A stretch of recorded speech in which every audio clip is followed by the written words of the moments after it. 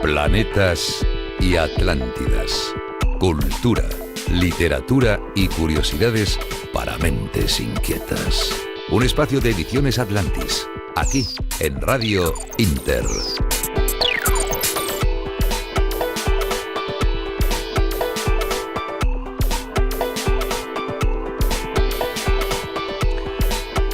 Hola, muy buenas tardes. Tercer programa de Planetas y Atlántidas. Hoy contaremos de nuevo con la presencia de Teresa Abedul, coordinando la sección Ratones de Biblioteca, para hablarnos junto a Víctor Moreno de las rarezas de los grandes escritores clásicos. Hoy también nos vamos a divertir porque sin duda los escritores en líneas generales son de lo más singulares.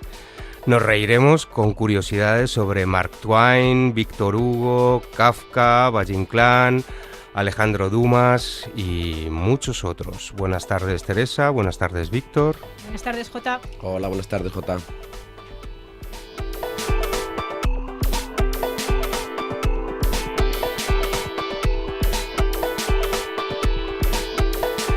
Continuaremos con el apartado Temalunáticos, donde Emilio Porta, crítico de cine, crítico literario, publicista, escritor, coordinará la sección hablando de cómo se edita un libro, qué aspectos se tienen en cuenta cara a que el editor apueste o no por la publicación de una novela cuando el autor lo envía a una editorial. Buenas tardes, Emilio Porta. Buenas tardes, una novela y otros géneros. Y otros géneros, sí.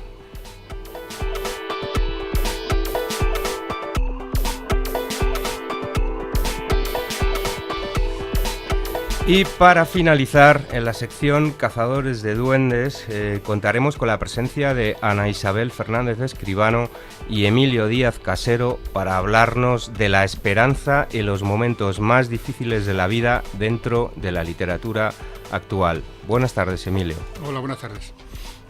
Hoy tendremos a dos Emilios, muy diferentes uno de otro, y el eje central, en resumen, serán los propios escritores, sus rarezas y la literatura en sí mismo. Y comenzamos con Ratones de Biblioteca. Ratones de Biblioteca. Peculiaridades literarias que te dejarán con la boca abierta. Aquí, en Planetas y Atlántidas.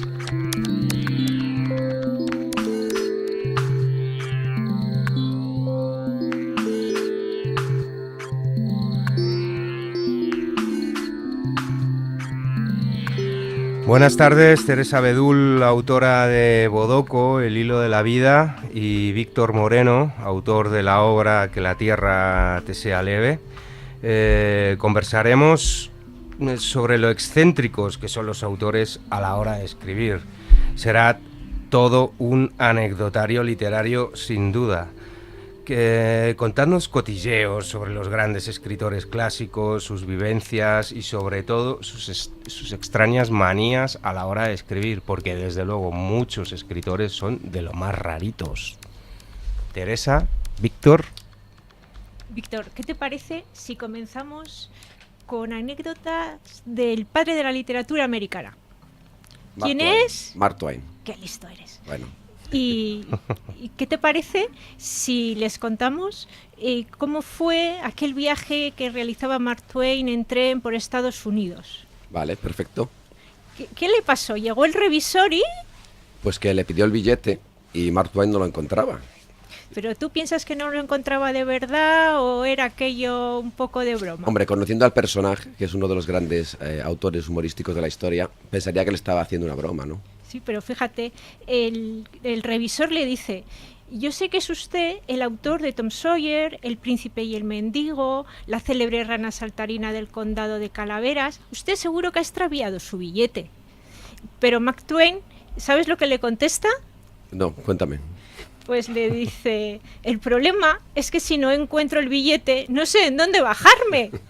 Vale. La verdad es que no me extraña, es muy propio de Twain, ¿no? Que realmente este autor nos daría solo para 1, 2, 3 o 40 programas, ¿no? Una pincelada solo.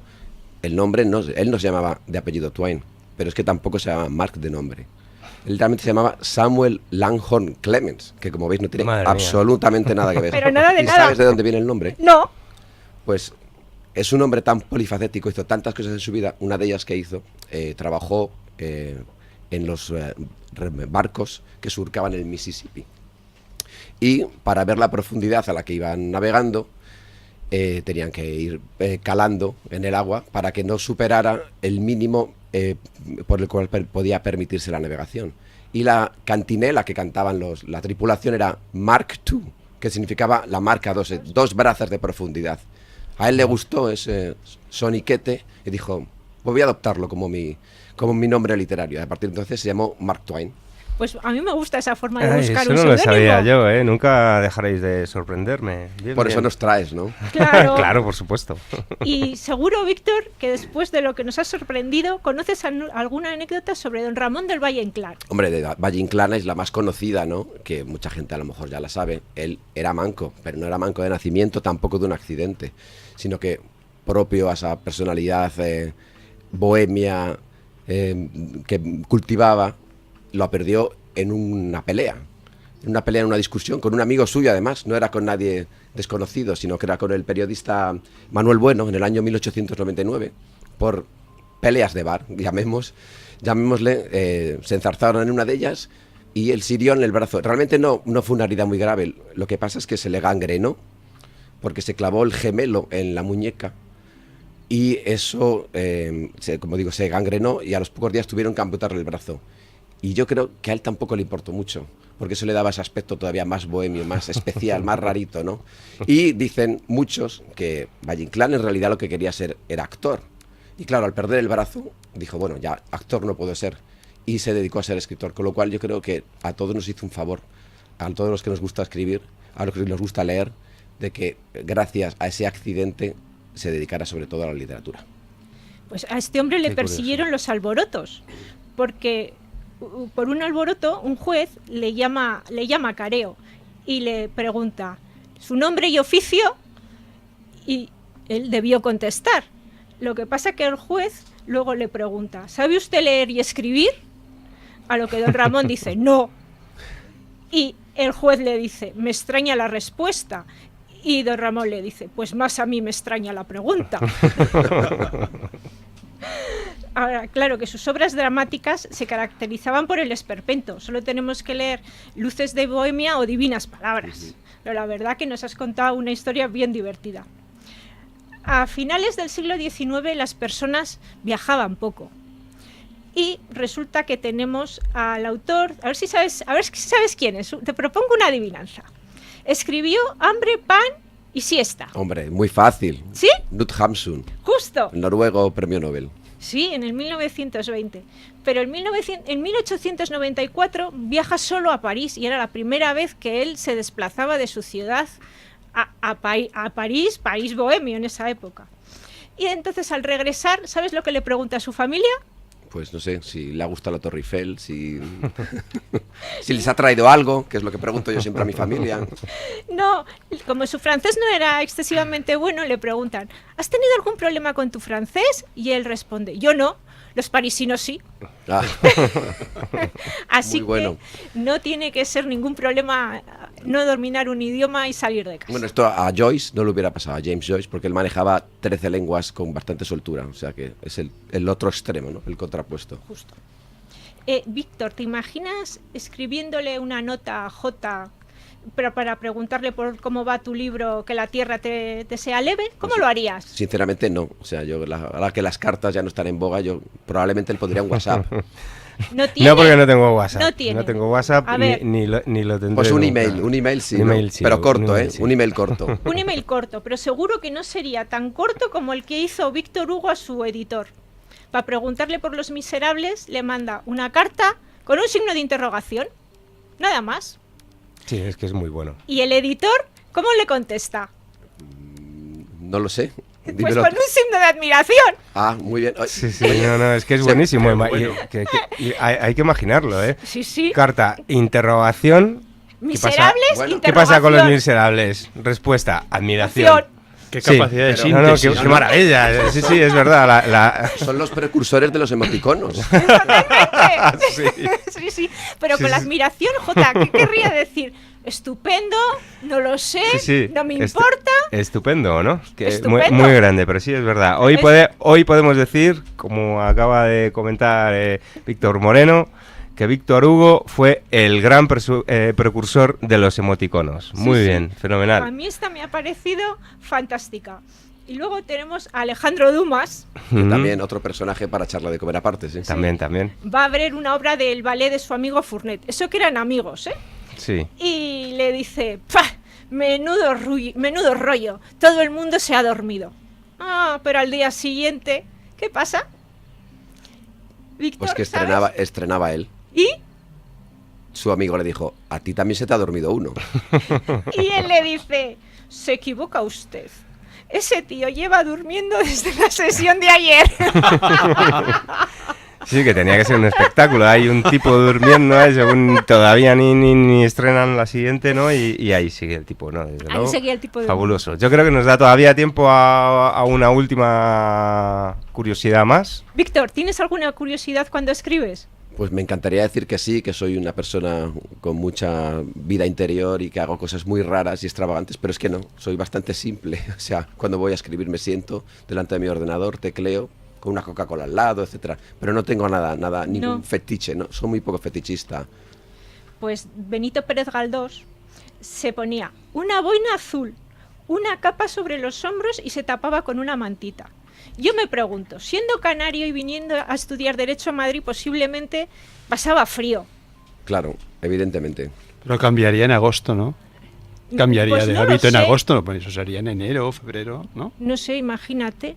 Ah, ¿no? En Pues agosto no, se, no iría, lo sé. se iría a Canarias. Como De los vacaciones. estudiantes de vacaciones. Efectivamente. No sé yo si le daba para tanto, ¿eh?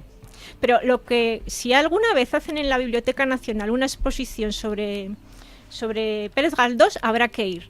Porque Ujú. él en sus manuscritos dibujaba entre las líneas y en los márgenes. Así que si hacen una exposición, habrá que ir a verlo, porque tiene que ser Sí, francamente hay, bonito. hay algunos que tienen esa manía. Ukulele, que por cierto fue el primer libro que publicamos en Atlantis, Poesía en carne viva.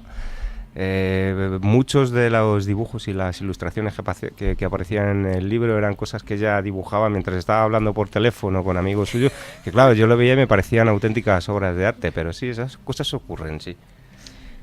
Y Nos da tiempo una más. ¿qué cara pondría Pérez Galdós si después de 100 años él hubiese podido ver en el cine su manuscrito del abuelo o Doña Perfecta? ¿Os imagináis qué cara hubiese Pues puesto? yo creo que le hubiera gustado, porque en realidad Galdós donde quería triunfar en el teatro, o sea que en realidad le gustaba el mundo audiovisual, o sea que le hubiera pasado muy bien.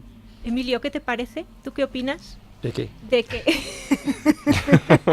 ¿Qué estaba yo preparando? Emilio que lleva hubiese- también sobre Lunáticos. Emilio, como Pérez Galdós, lleva sobre los hombros también el abrigo.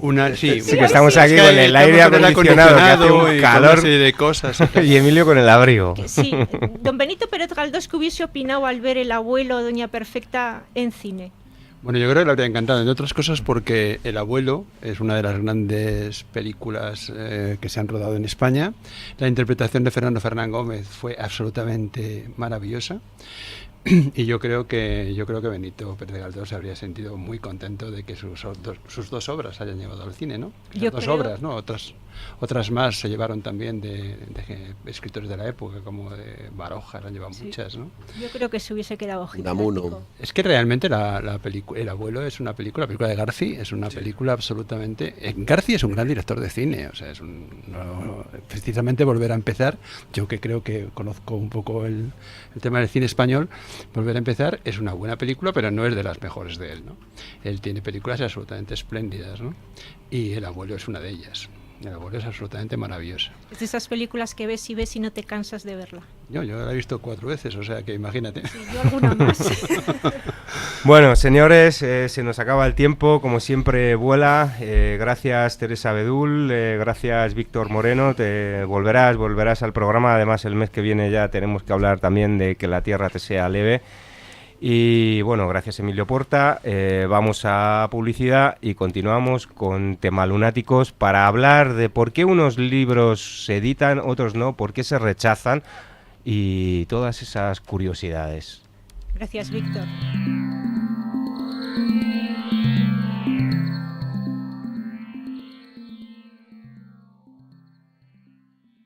El 22 de noviembre de 1963 murió asesinado el presidente John Fitzgerald Kennedy. El 24 de octubre de 2017 han sido desclasificados los penúltimos documentos reservados sobre el caso. Aún restan 200 documentos sin desclasificar.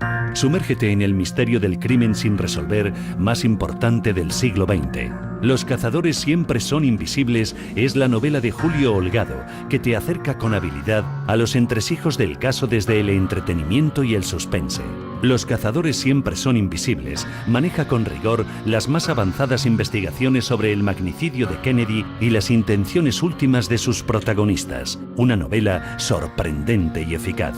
Los cazadores siempre son invisibles, de Julio Holgado, una novela publicada por Ediciones Atlantis, ya a la venta en Amazon y las principales librerías y cadenas comerciales.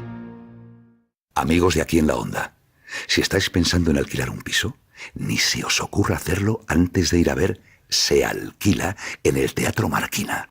No digáis que no os lo he avisado. Todos los viernes de febrero a las 10:30 de la noche. Se alquila. Ramón Robles y Gonzalo Ferreño. Teatro Marquina. No digáis que no os lo he avisado.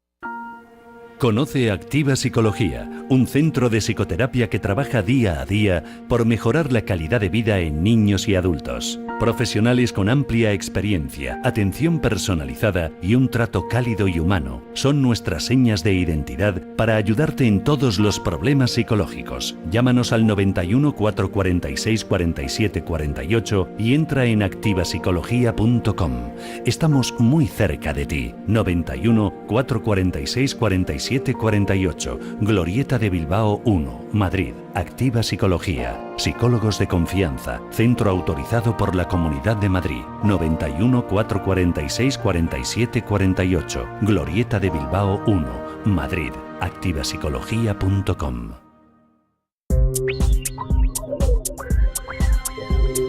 Tema Lunáticos. Un lienzo repleto de actualidad e historia. Aquí, en Planetas y Atlántidas.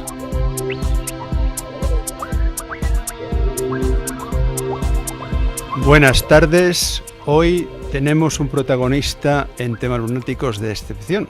Un protagonista que además nos ha acompañado siempre, porque soy conductor del programa, es Jota, porque Jota tiene dos facetas. Una es la de escritor, es un magnífico escritor, pero hoy no vamos a hablar de él como escritor, sino como editor. No, como escritor no. Sí, vamos a hablar pero como tampoco editor. vamos a hablar de mí, vamos a hablar de otras cosas. Sí, bueno, pero vamos a hablar de ti también, ¿por qué? Porque eres el entrevistado, no por otra cosa. Hoy lo hemos hecho así, sí. Bien. Lo organizamos de esta manera. Evidentemente el mundo del libro es el mundo de la edición y el mundo de los escritores también es el mundo de la edición. Es decir, realmente, bueno, escribimos en parte los escritores, yo creo que para conformar nuestra identidad y confirmarla, lo he dicho muchas veces, pero también, evidentemente, para comunicar y para que se nos lea. Y no se nos puede leer si no se editan nuestros libros. Entonces, hoy tenemos a un editor que ha ido creciendo con su editorial, Atlantis, que es la patrocinadora del programa. En estos momentos es una de las editoriales de referencia, tiene un fondo de autores absolutamente y de libros espléndido. Y hemos llegado hasta aquí, después de 12 años de trabajo intenso. 14 ya, ¿eh? 14 años de trabajo intenso. Desde que empecé. Y realmente, pues yo creo que es el momento de que nos hables un poco de por qué editas, cómo editas un libro, cuáles son las razones, por qué eliges editar unos libros y otros no. Bueno, voy a hacer una pequeña salvedad. Yo conozco bien la editorial. Sé que es una editorial absolutamente profesional, tiene una plantilla espléndida de profesionales en el departamento de prensa, de maquetación, en todos los departamentos, y también tiene una serie de lectores profesionales espléndidos también. Yo he leído algunos informes y me parecen magníficos. Entonces es una editorial muy seria y no se edita ningún libro sin ese informe previo, aunque la decisión final es tuya. Cuéntanos un poco el proceso. Sí, bueno, ¿por qué unos libros se publican y por qué otros se rechazan? Bueno, lo primero, el autor envía una obra a una editorial, normalmente lo envía en formato Word o PDF, se abre ese correo electrónico donde el autor pues, nos envía todos sus datos, obviamente para luego abrirle una ficha. Y primeramente se abre el documento que nos envía el autor. Si en un primer vistazo, pues bueno, en cuestión de 15, 20 minutos, media hora, la obra está plagada de faltas de ortografía, tiene errores gramaticales graves, personajes se ve que no tienen en fin, entidad suficiente. Sí. Si no entra en nuestras colecciones, o si el tema, quiero decir, pues trata maltrato de género, o sea, violencia de género, perdón, sí. Terrorismo o ciertos... elementos que no pues son ejemplarizantes. Exactamente. Bien. Automáticamente el libro se rechaza, ni se estudia del tirón, ¿no? A continuación, los libros que a primera vista sí pueden tener cierta calidad o puede haber una posibilidad al menos de estudiarlo, que el hecho de leerlo, de valorarlo, no significa que se vaya a publicar. Entonces, en ese caso, después de abrirle ficha, como digo, lo enviamos a un lector. El lector realiza una valoración del libro estructurada, dividida en dos partes. Una, argumento, y dos, valoración literaria, donde entra estilo, personajes, atmósferas, estructura y el propio lector nos hace una puntuación de 0 a 10 sobre ese libro. Entonces el lector nos envía ese informe de lectura, ese informe literario y por supuesto, siempre teniendo en cuenta lo que él ha valorado, pues ya decido si el libro se publica o no. Por norma, cuando un lector me da una valoración positiva, obviamente lo publico, pero también se dan casos que no. Incluso hay libros que, por los motivos que sea, por cercanía del autor o por lo que sea, yo le mando el libro al lector y le digo, mira, hazme un informe de este libro y ponle un poco de cariño. Y si al lector no le gusta, el lector lo rechaza. Sí, o sea que hay una sinceridad absoluta y una profesionalidad en ese aspecto. Y tú a veces, cuando un libro está dudoso, ¿le echas una ojeada personal también tú? Sí, claro. Cuando, sobre todo cuando trata ciertos temas. Quiero decir, Atlantis, no lo suelo decir, pero nos han enviado libros...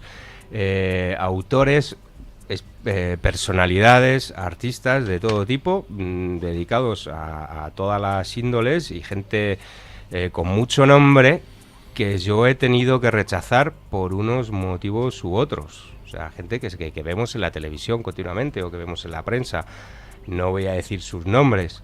Y bueno, por unas cosas u otras yo lo tengo que rechazar, que yo a veces pienso, no, me vendría muy bien porque me daría todavía más publicidad o ayudaría más a la editorial, y sin embargo no los acepto. Sí, pues precisamente hoy tenemos aquí a dos autores que publican en la editorial con nosotros, a Víctor Moreno y a Emilio Díaz Casero, y aunque Emilio Díaz Casero tienes pues una parte en la que vas a hablar tú con él, pues entonces vamos a dirigirnos a Víctor por el poco tiempo que tenemos para que nos digas un poco cuáles fueron los pasos que tú diste cuando enviaste tu libro a la editorial.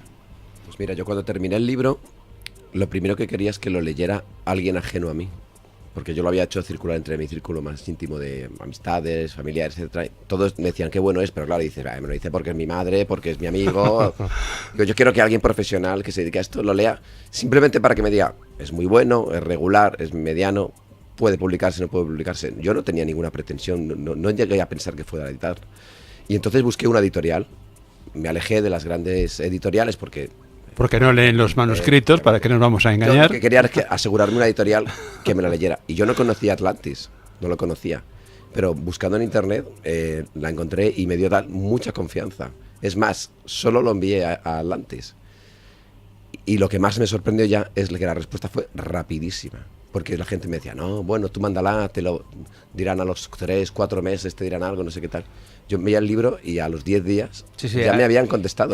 Tenemos épocas, eso también lo digo, que igual contestamos en 10 días o 20 que contestamos Pero en es que 2 ten en cuenta meses. que O sea, me decías, Jota, el otro día, que se están recibiendo más de 100 manuscritos mensuales. Claro, es que hay que Sí, contestar. sí, y además sí. Atlantis contesta a todos, por lo que Sí, yo... los que rechazamos también, obviamente, sí. Sí, bueno.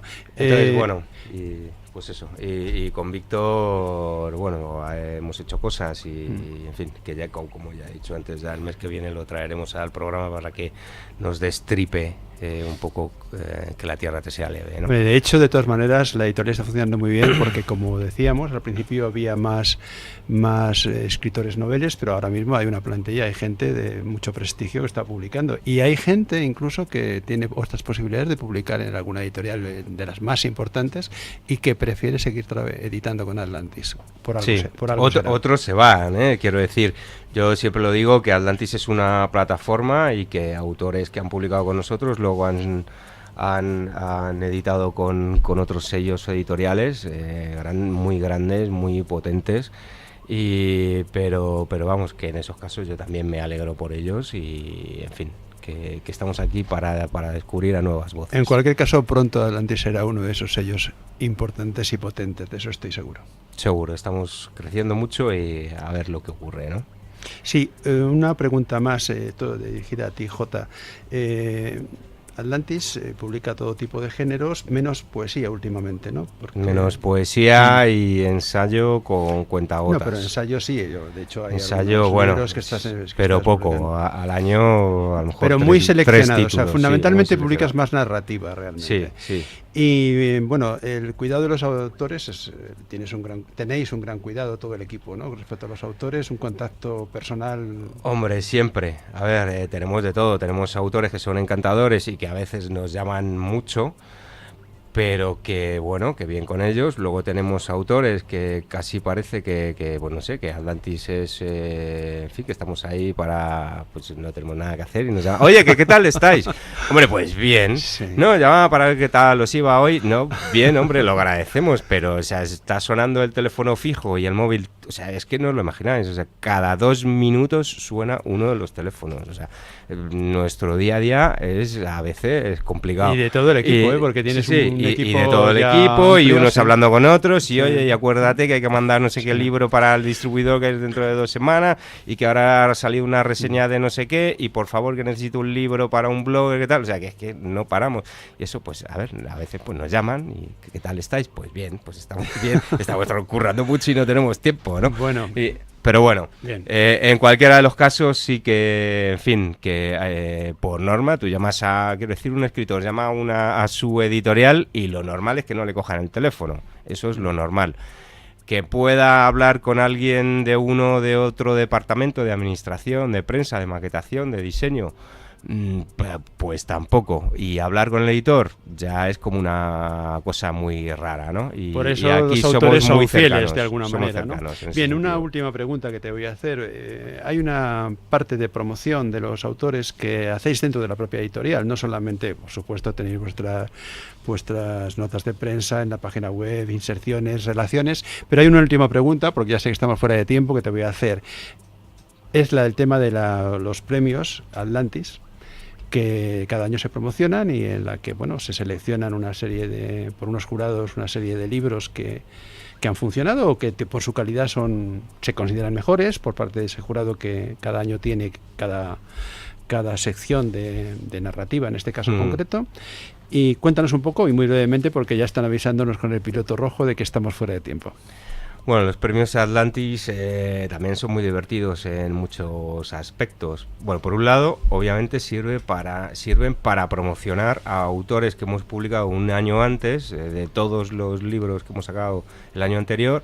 Se hace una selección en distintas categorías, en género fantástico, histórico, relato breve, policíaco, y ahora también hemos incorporado ciencia ficción, haciendo una pequeña división y demás.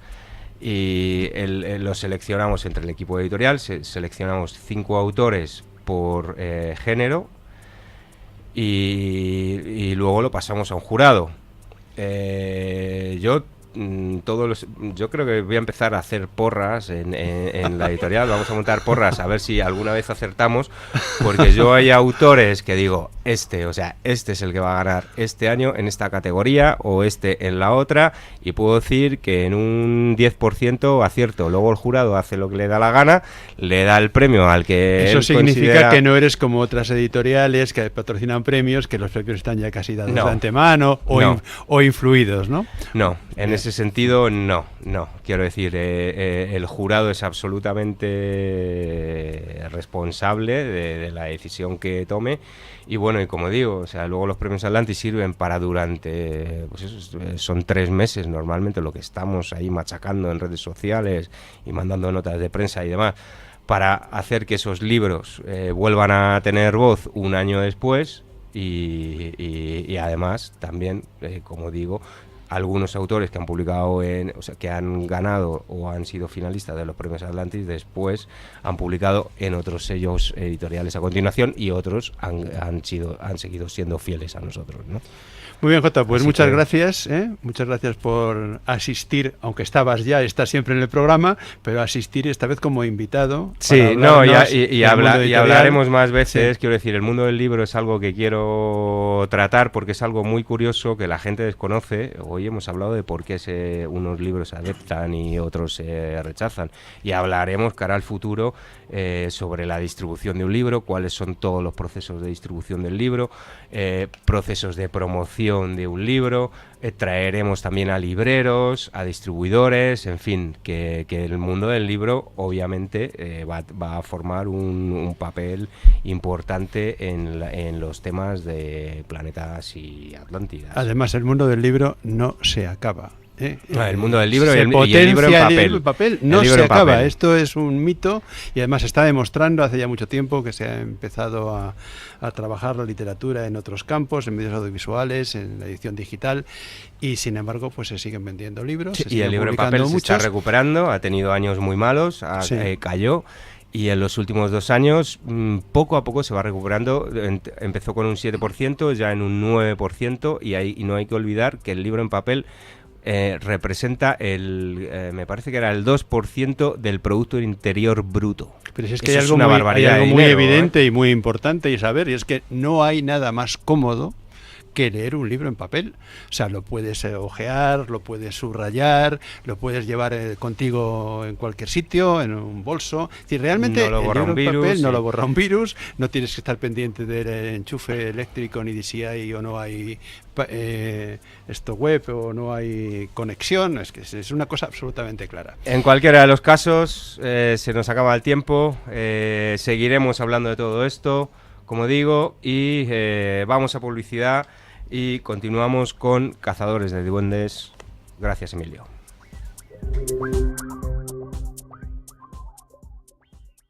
El 22 de noviembre de 1963 murió asesinado el presidente John Fitzgerald Kennedy. El 24 de octubre de 2017 han sido desclasificados los penúltimos documentos reservados sobre el caso. Aún restan 200 documentos sin desclasificar.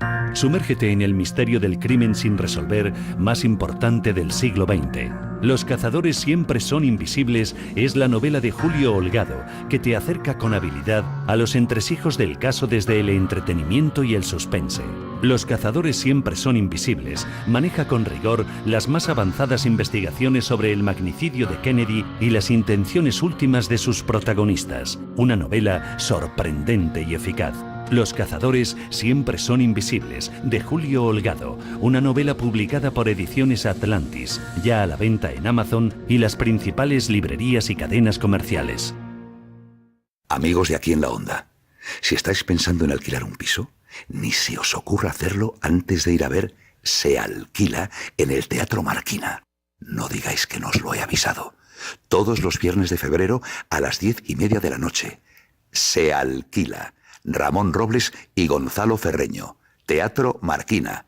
No digáis que no os lo he avisado. Conoce Activa Psicología, un centro de psicoterapia que trabaja día a día por mejorar la calidad de vida en niños y adultos. Profesionales con amplia experiencia, atención personalizada y un trato cálido y humano son nuestras señas de identidad para ayudarte en todos los problemas psicológicos. Llámanos al 91 446 47 48 y entra en activapsicología.com.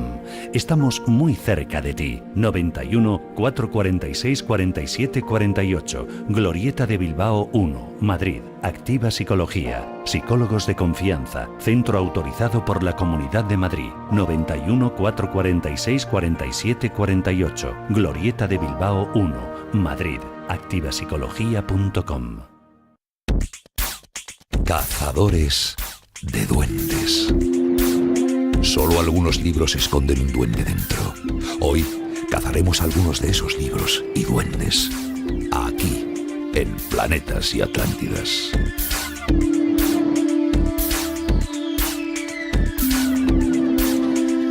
Bueno, continuamos.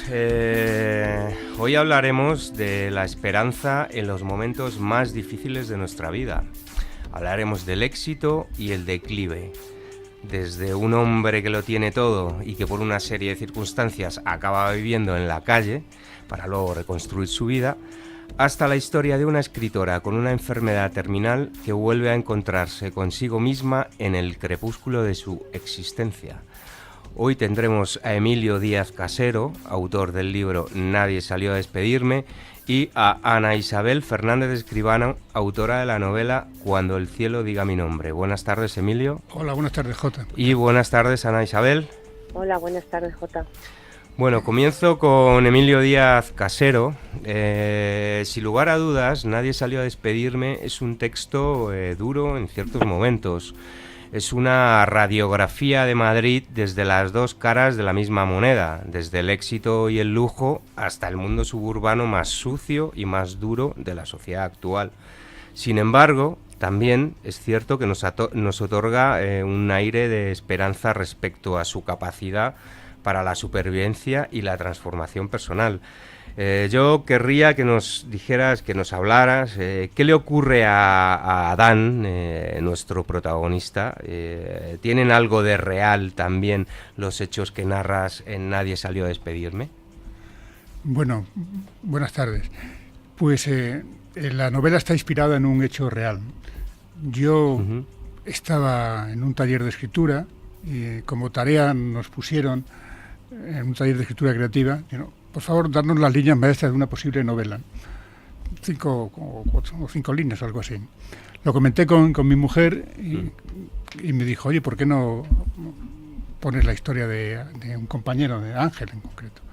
Un compañero de San Egidio. Sí. Mi mujer colabora con esta comunidad de San Egidio que se dedica a ayudar a la gente que está en la calle.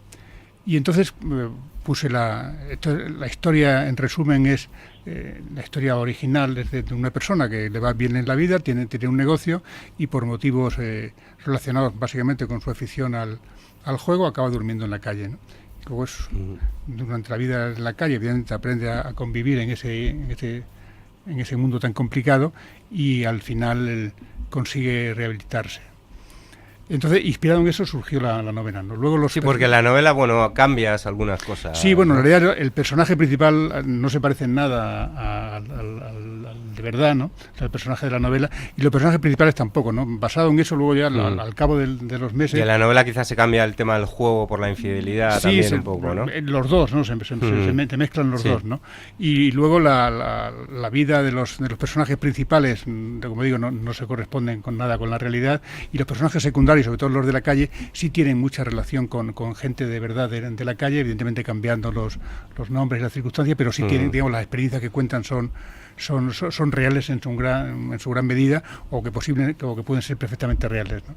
Así que una vez más la realidad supera la ficción. Pues sí, la verdad es que sí, la realidad supera la ficción, ¿no? Y eso no hay más que acercarse a la Plaza Mayor como el libro comenta o cualquier día y fijarse en en el tremenda contraste que hay entre la gente tomando pues un relax cup of coffee, que decía la anterior alcaldesa de Madrid, allí en unas terrazas estupendas, y en una esquina de la plaza, en una parte de la plaza, digamos, a toda la que da la casa de la panadería, pues es un inmenso cartonal, ¿no? Está lleno de gente con cartones durmiendo en la calle malamente, ¿no? Así es.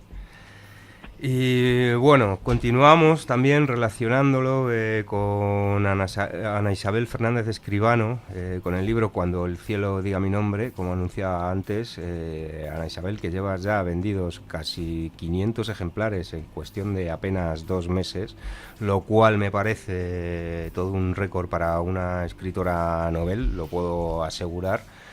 Incluso, bueno, en un momento dado me dijiste que por ahí sonó el nombre de Planeta, que hablaste de una manera directa, indirecta y demás. Pero bueno, ¿cómo te sientes ante el éxito repentino? Porque para mí es un éxito, y es que ya digo, además te quedan presentaciones en la Casa del Libro, en otras librerías en los próximos meses, Feria del Libro de Madrid, que también llegará a finales del mes de mayo, con lo cual, en fin, es un libro que está teniendo una proyección y una repercusión muy buena. Entonces, bueno, que nos dijeras, pues ¿cómo te sientes ante esto? Pues la verdad es que me siento feliz, pero también un poquito asustada, porque yo hasta que no he publicado con Atlantis, todo esto lo veía como un sueño inalcanzable, puesto que sí que lo he sido muchísimas veces, porque llevo escribiendo desde muy pequeñita. Comencé escribiendo poesía y después cuentos, pero nunca escribí esta novela con la intención de publicarla. Todo esto nació como un reto personal. Y para mí el triunfo más grande fue poner punto al final, el final de todo, y mostrar al mundo. Entonces, punto y aparte, más que punto y final, ¿no? Porque todavía te queda un... Sí, no, el punto y final en la novela. Sí. Punto final en la novela. Y bueno, y entonces ahora encontrarme con todo esto que hace 2 meses y algo que saqué, que se publicó la novela, Cuando el cielo diga mi nombre, hasta la fecha estoy vendiendo bastantes libros, estoy teniendo buena acogida con los lectores, muy buenas críticas tanto de los lectores como de críticos literarios. Sí, la verdad es que ha sido una sorpresa para todos. Y continuando, en tu novela, Elena es una escritora que se encuentra en la cumbre de su carrera profesional, pero de pronto se ve rendida ante una grave enfermedad que la lleva a replantearse escribir su último libro. ¿Quiénes son los fantasmas de su pasado? Pues los fantasmas de su pasado pues son don Jaime de Torrijos, un cacique de los años 40 en plena posguerra, el amor de la juventud y bueno, y incluso sus padres, porque con sus padres también quedaron cuentas pendientes que poco a poco, bueno, pues tuvo que ir hilando pensamientos, e incluso para pedirse perdón ella misma, y pedir perdón a todos a quienes creyó hacer daño. Y esos son sus fantasmas. ¿Y el personaje Patricia, qué papel juega en la novela? Pues es como el lazarillo de Elena. Patricia es en donde se apoya Elena, en donde ella ve como una salida a todo lo caótico que le está sucediendo, pues en la cumbre de su carrera se ve avasallada, como digo, ¿verdad? Entonces, Patricia llega en el momento adecuado, donde ella se cobija, donde ella se resguarda de esos miedos que la invaden, y donde ella, más que nada, encuentra el apoyo para seguir y no rendirse. Y bueno, y encontrar el camino juntas, puesto que tanto Patricia como Elena, ellas dos se necesitan. La una sin la otra no pueden continuar. Y bueno, continúo con Emilio Díaz Casero, quien por cierto, bueno, pues a nivel de venta se va acercando poco a poco a Ana Isabel Fernández Escribano en un periodo de tiempo similar, porque además estás haciendo toda una gira de presentaciones por Madrid y las que te quedan, ¿no? Porque pronto es en Cáceres. En Cáceres es el próximo viernes, sí. En Cáceres. Y también sobre la novela, ¿cómo es el Madrid que retratas? Lo hemos tratado antes someramente, pero me gustaría profundizar un poco más, ¿no? ¿Es un Madrid hermoso y amable como lo es para ti o para cualquiera, como hablábamos antes, de las terrazas, los turistas o salir a tomar una caña? ¿O Madrid es una gran bestia capaz de devorar a todo aquel que flaquea? Bueno, yo creo que tiene las dos cosas, ¿no? Yo creo que, bueno, las dos cosas como miles de cosas, pero quizás las dos caras que hemos comentado son, por un lado, la cara amable o la cara superficial o la cara de una persona que vive muy bien, que tiene una vida resuelta, que tiene un negocio que le va estupendamente, que no se preocupa de los demás, por tanto que está en la cresta de la ola, y luego la vida de una persona que es todo lo contrario, ¿no? que es pues él está en la calle sin familia, sin apoyo, sin cariño, sin nadie que le mire, ¿no? Que invisible para todos, ¿no? Entonces, entre esas dos caras pues está el egoísmo y está también la generosidad, ¿no? Yo creo que Madrid tiene de todo. Entonces, lo mismo que hay gente que no se preocupa de los demás, que hay gente que no mira a los que están en la calle, pues también hay gente que sí se preocupa, que mira, que hace lo posible por ayudarles, ¿no? En Madrid tiene una cantidad de voluntarios impresionantes, que gran parte han contribuido a que la crisis tan dura que hemos tenido no haya sido tan fuerte, junto con las familias y con los abuelos que han mantenido en su casa a muchos hijos, pues la inmensa solidaridad de la gente del pueblo ya no ha hecho también que eso no haya sido tan duro, ¿no? Y eso en la calle también se ve y se nota, y si sales a repartir bocadillos por la noche también lo notas y sientes como ellos te lo agradecen, ¿no? Entonces, pues digo, tiene las dos caras, o infinitas caras, quizás resumidas en dos caras, ¿no? ¿Y tú lo abandonarías todo por desamor o por alguno de los motivos lo que lo hace nuestro protagonista? Bueno, yo creo que como yo digo en la novela, la gente que está en la calle pues son por muchos motivos, ¿no? Pero resumiendo mucho podríamos decir que son por su mala cabeza o por su mala suerte, ¿no? O por una confluencia de esas dos cosas, ¿no?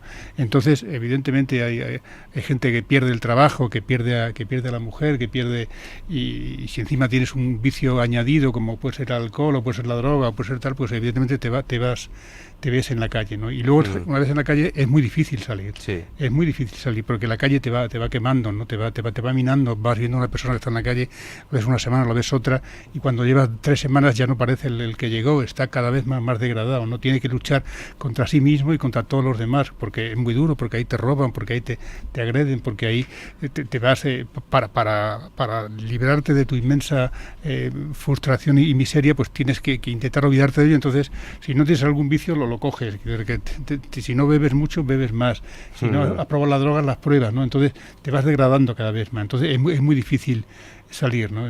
Sí. Y hay pocas posibilidades para que salgan, ¿no? Porque hay pocos albergues y luego hay pocos tratamientos psiquiátricos para la gente que está en la calle, que muchos tienen problemas psiquiátricos, y hay pocas residencias, pocas casas de acogida y pocos programas para que la gente pueda salir, ¿no?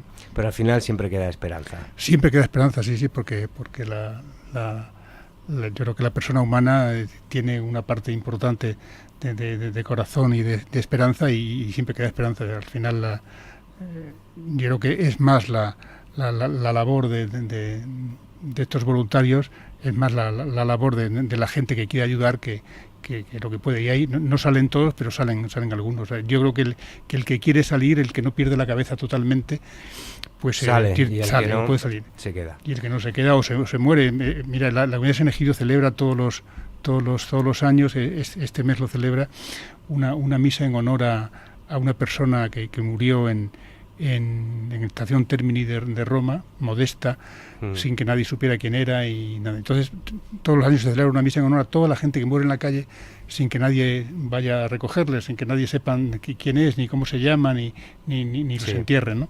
Entonces, pues digo, hay algunos que pueden salir y otros muchos que acaban ahí. Incluso algunos muertos sin no los echan en una cuneta, pero en una fosa común prácticamente. Sí, así es.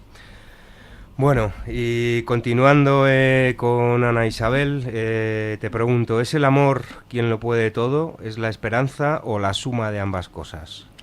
es la suma de ambas cosas, sobre todo la fortaleza que cada uno tenga, puesto como bien le pasa a Elena, tiene todo en contra, enfrentándose a un montón de adversidades donde todo, o sea, su destino juega en su contra, pues sigue luchando. O sea que quien más debe de ganar es la lucha y el no dejar nunca que las adversidades puedan contigo. O sea, entonces es el amor, pero más que nada es la lucha interna que cada uno quiera tener, porque al fin y al cabo es eso, cuando una persona lo tiene todo en contra y se deja vencer, ni el amor tampoco podría levantar las ilusiones y tampoco podría hacerlo todo.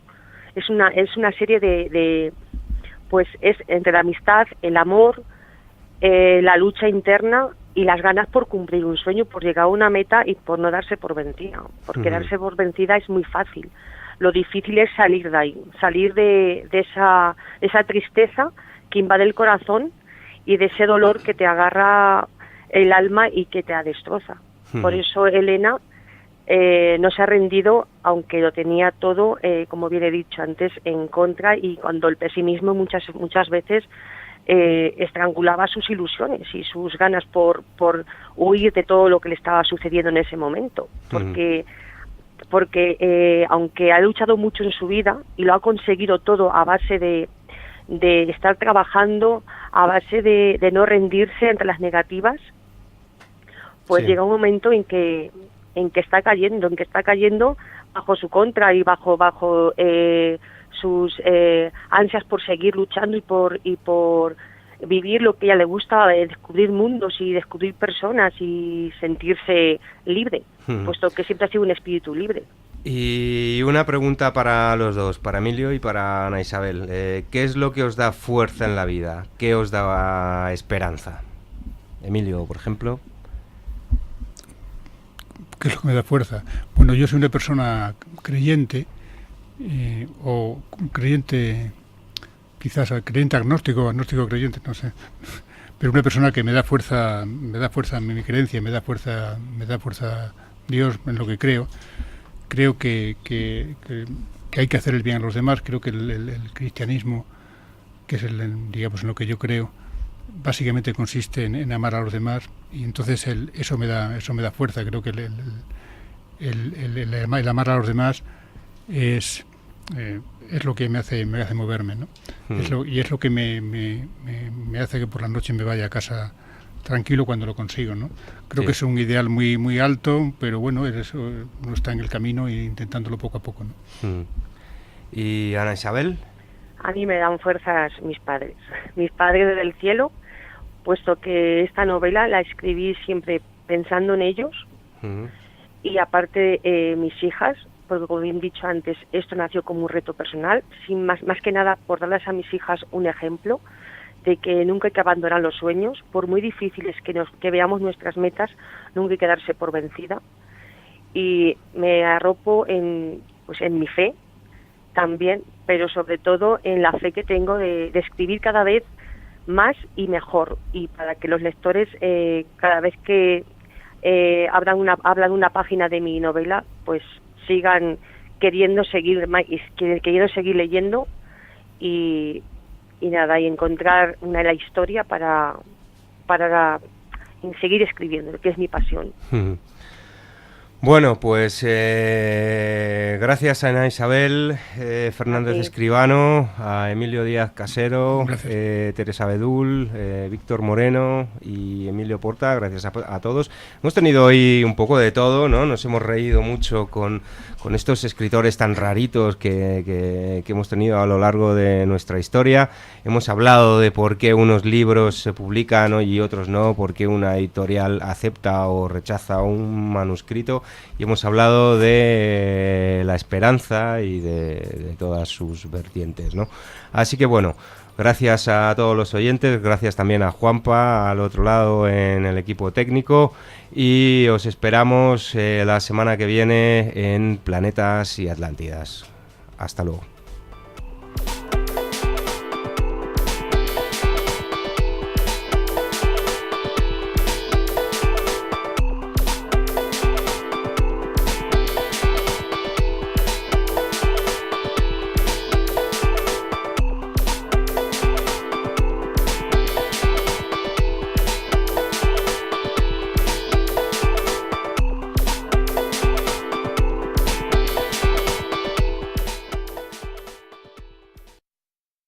El 22 de noviembre de 1963 murió asesinado el presidente John Fitzgerald Kennedy. El 24 de octubre de 2017 han sido desclasificados los penúltimos documentos reservados sobre el caso. Aún restan 200 documentos sin desclasificar. Sumérgete en el misterio del crimen sin resolver más importante del siglo XX. Los cazadores siempre son invisibles es la novela de Julio Holgado, que te acerca con habilidad a los entresijos del caso desde el entretenimiento y el suspense. Los cazadores siempre son invisibles maneja con rigor las más avanzadas investigaciones sobre el magnicidio de Kennedy y las intenciones últimas de sus protagonistas. Una novela sorprendente y eficaz. Los cazadores siempre son invisibles, de Julio Holgado, una novela publicada por Ediciones Atlantis, ya a la venta en Amazon y las principales librerías y cadenas comerciales. Amigos de Aquí en la Onda, si estáis pensando en alquilar un piso, ni se os ocurra hacerlo antes de ir a ver Se alquila en el Teatro Marquina. No digáis que no os lo he avisado. Todos los viernes de febrero a las 10:30 de la noche. Se alquila. Ramón Robles y Gonzalo Ferreño. Teatro Marquina. No digáis que no os lo he avisado. Conoce Activa Psicología, un centro de psicoterapia que trabaja día a día por mejorar la calidad de vida en niños y adultos. Profesionales con amplia experiencia, atención personalizada y un trato cálido y humano son nuestras señas de identidad para ayudarte en todos los problemas psicológicos. Llámanos al 91 446 47 48 y entra en activapsicología.com. Estamos muy cerca de ti. 91 446 47 48, Glorieta de Bilbao 1, Madrid. Activa Psicología. Psicólogos de confianza. Centro autorizado por la Comunidad de Madrid. 91 446 47 48, Glorieta de Bilbao 1, Madrid. activapsicología.com.